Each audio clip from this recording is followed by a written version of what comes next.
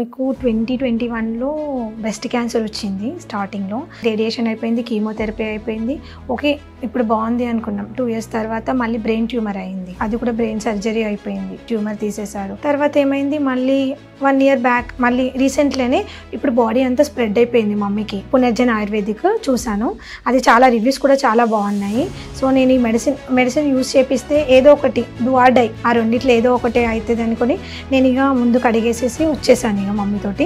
Ayurvedic use చేసిన తర్వాతనే mummy చాలా బెనిఫిట్స్ ఏంటంటే తన పని తను చేసుకుంటుంది, నెక్స్ట్ ఫుడ్ కూడా బాగా తీసుకుంటుంది, బాడీలో ఇంప్రూవ్మెంట్ చాలా వచ్చాయి.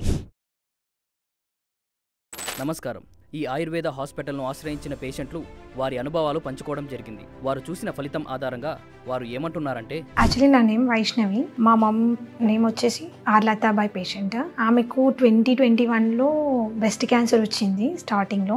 తర్వాత అప్పుడు ఏంటంటే నార్మల్గా యూట్యూబ్ ఛానల్లో చూసేసి ట్యూమర్స్ చాలా వస్తున్నాయి, చూసుకోండి ఒకసారి బ్రెస్ట్ చెక్ చేసుకోండి అంటే మమ్మీ చెక్ చేసుకునేసరికి ట్యూమర్ కనిపించగానే ఇంకా 3 months కొంచెం నెగ్లెక్ట్ చేసింది మమ్మీ. చేశాక ఇంకా నేను హాస్పిటల్ తీసుకెళ్తే టెస్టులు చేయంగా బ్రెస్ట్ ట్యూమర్ అని చెప్పారు. చెప్పిన తర్వాత ఇంకా సర్జన్ దగ్గరికి వెళ్తే సర్జరీ చేయాలి, కీమోథెరపీ, రేడియేషన్ అని చెప్పారు.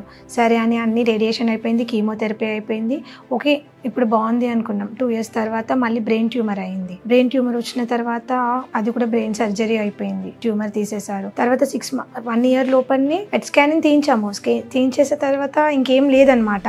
సో అన్ని కొంచెం ఒక చిన్న ట్యూమర్ ఉంది అని చెప్పారు. తర్వాత ఏమైంది, మళ్ళీ 1 year బ్యాక్ మళ్ళీ రీసెంట్లీనే ఇప్పుడు బాడీ అంతా స్ప్రెడ్ అయిపోయింది మమ్మీకి. అసలు మొన్ననే కదా నేను డాక్టర్ని అడిగాను కన్సల్ట్ అయ్యి, సార్ ఏంటంటే 1 year బ్యాకే కదా సార్ మనం తీయించారు, అప్పుడు చిన్న ట్యూమరే ఉంది, ఇప్పుడు బాడీ అంతా ఎలా స్ప్రెడ్ అయిపోయింది సార్ అసలు అని అంటే, ఏమమ్మా తెలీదు అని డాక్టర్స్ చెప్పారు. ఇంకేం చేయాలో మాకు కూడా తెలియక చాలా బాధపడ్డాము.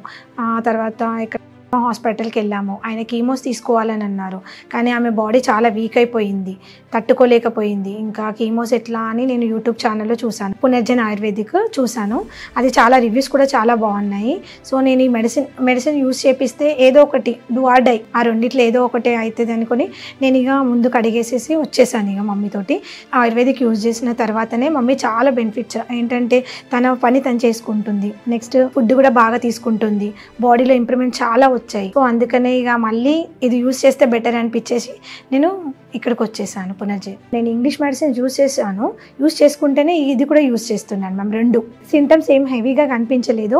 సో ఏంటంటే వెయిట్ లాస్ చాలా అయిపోయింది. వెయిట్ లాస్ కావడం వల్లనే ఇంకా మేము హాస్పిటల్లో చెక్ చేయించుకుంటే ఇంకా బాడీ అంతా స్ప్రెడ్ అయిపోయింది అని అన్నారు.